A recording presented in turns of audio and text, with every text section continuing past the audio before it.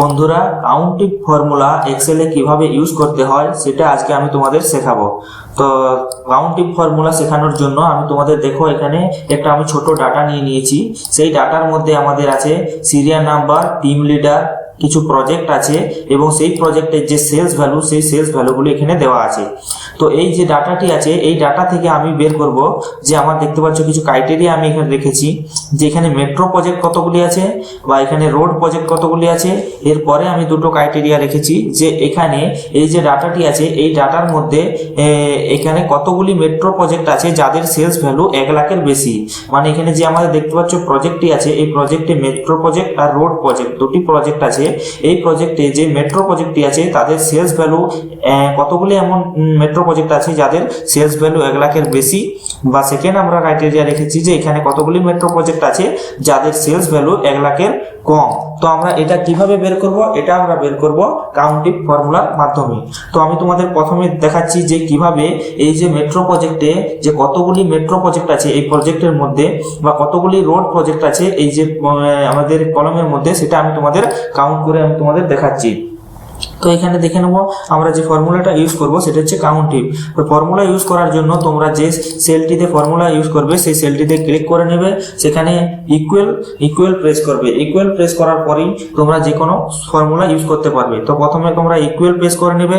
Equal press করার পর আমরা যেহেতু কাউন্ট ফর্মুলা ইউজ করব, তো আমরা এখানে কাউন্ট ইফ ফর্মুলা আমরা এখানে নিয়ে নেব। কাউন্ট ইফ কেন নেব না, এখানে কাউন্ট ইফ আমাদের যে একটি ক্রাইটেরিয়া আছে যে প্রজেক্টের মধ্যে আমাদের যে প্রজেক্টগুলো আছে এই প্রজেক্টের মধ্যে পার্টিকুলার শুধুমাত্র মেট্রো প্রজেক্ট কতগুলি আছে, আমাদের বাকিগুলোকে ছেড়ে দিয়ে আমাদের যে মেট্রো প্রজেক্ট আছে সেই মেট্রো প্রজেক্ট কতগুলি আছে। তো এখানে কিছু ক্রাইটেরিয়া থাকার জন্য আমরা এখানে কাউন্ট ইফ ফর্মুলা ইউজ করব। কাউন্ট ইফ ফর্মুলা ইউজ করার পরে এখানে দেখতে পাচ্ছ ইকুয়াল দিয়ে আমরা কাউন্ট ইফ দিয়ে দেওয়ার পরেই আমাদের এখানে দেখতে পাচ্ছ ব্র্যাকেট শুরু হয়ে গেছে। ব্র্যাকেট শুরু হওয়ার পরে নিচে আমাদের সিনথেটিক্স বক্স এটি দেখতে পাচ্ছ, এটি আমাদের সিনথেটিক্স বক্স। এই সিনথেটিক্স বক্সে তোমরা দেখতে পাচ্ছ নিচের দিকে কিছু আর্গুমেন্ট আছে। আর্গুমেন্টের প্রথম আর্গুমেন্ট আমরা দেখতে পাচ্ছ তোমরা যে আমাদের প্রথম যে আর্গুমেন্টটি আছে সেটি হচ্ছে রেঞ্জ। আমাদের এই যে আমাদের যে ছোট ডাটাটি আছে এই ডাটা থেকে তোমাদের রেঞ্জ দিতে হবে, যে আমাদের কোন রেঞ্জটিতে আমাদের রিকোয়ারমেন্টটি আছে না মেট্রো প্রজেক্ট। তো মেট্রো প্রজেক্ট যে মেট্রো প্রজেক্টের যে আমাদের সিরিয়াল নাম্বারটি সেই বা কলমটি মেট্রো প্রজেক্টটি যে কলমে আছে সেই কলমটি আমরা এখানে সিলেক্ট করে নেব।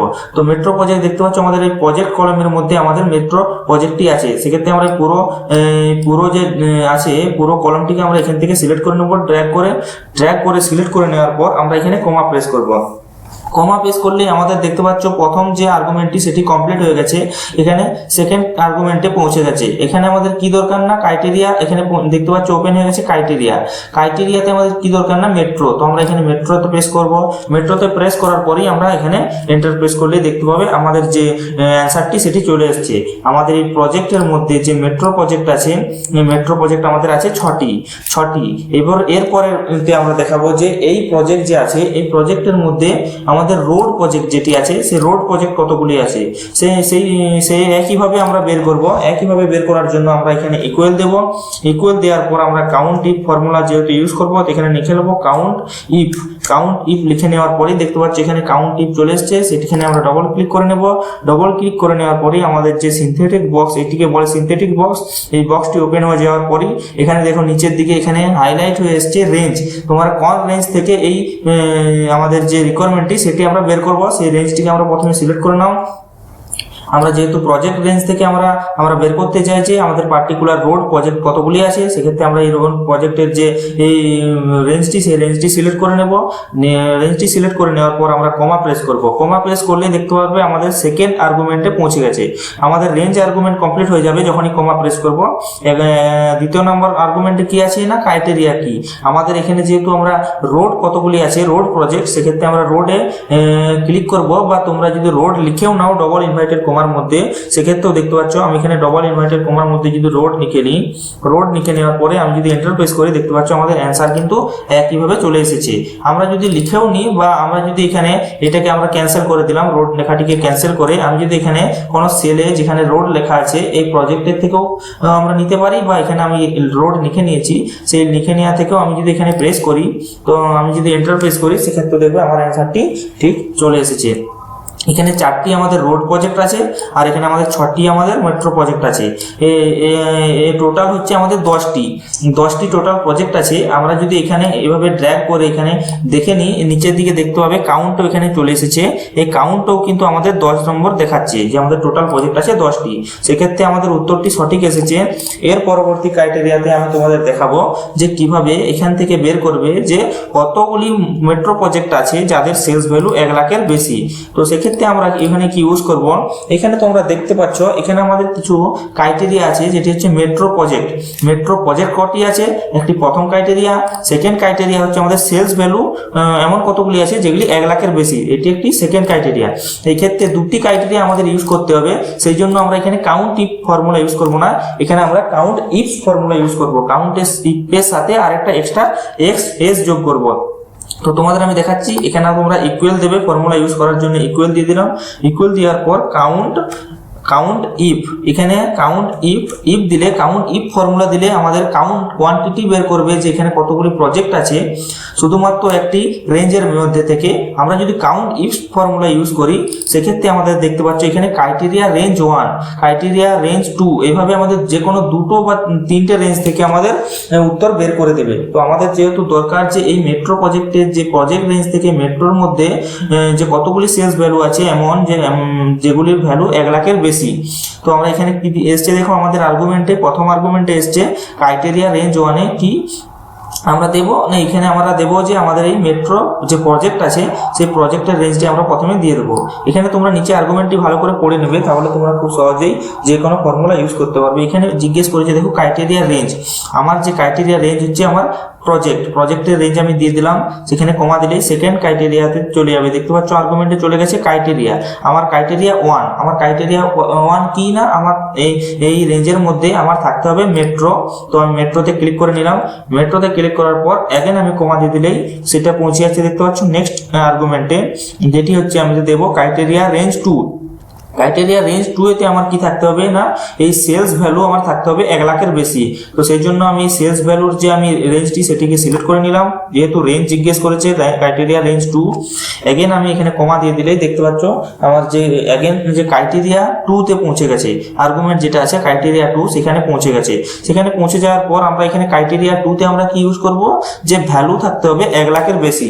তো 1 লাখের বেশি ভ্যালু থাকার জন্য আমরা এখানে একটা সিম্বল ইউজ করব, যেটা হচ্ছে ডবল ইনভার্টেড কমার মধ্যে আমরা এখানে দেবো 1 লাখের বেশি। 1 লাখের বেশি দেওয়ার জন্য আমরা এখানে গ্রেটার দেন 1 লাখ ইউজ করব, গ্রেটার দেন 1 লাখ। তোমাদের যত দরকার হবে তোমরা সেটা দিয়ে দেবে। আমার যেহেতু এখানে লেখা আমাদের রিকোয়ারমেন্ট আছে 1 লাখের বেশি, সেখানে আমরা গ্রেটার দেন 1 লাখ দেওয়ার পরেই এখানে আমরা ডবল ইনভার্টেড কমা ক্লোজ করব।